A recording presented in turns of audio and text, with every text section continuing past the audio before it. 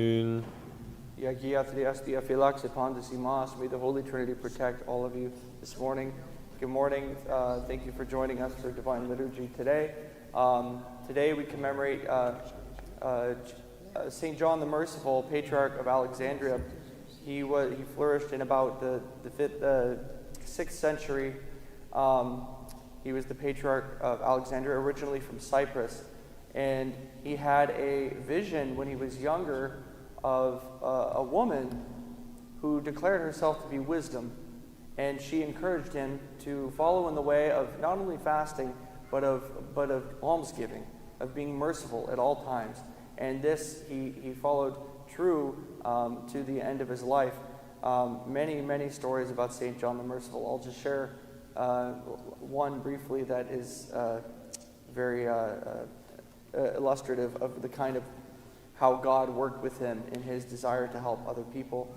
There was a man who loved the Patriarch so much that he came and he gave him a beautiful quilt. And the Patriarch, having no need of this quilt to sleep with, he immediately went to sell it. And he took the money from the sale and he gave it to the poor.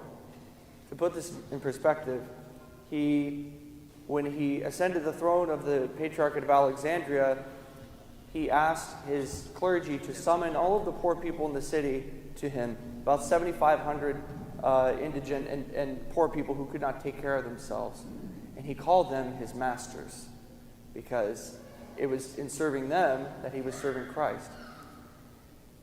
So the idea of giving money to the poor was natural to St. John. So he sold this quilt, and he gave the money to the poor. The man who sold the quilt to him passed by the shop and saw the same quilt again.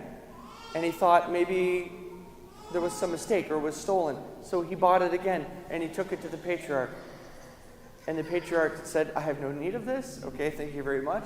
He didn't tell it to the man who generously offered it, but he went and sold it again, and he gave the money away again.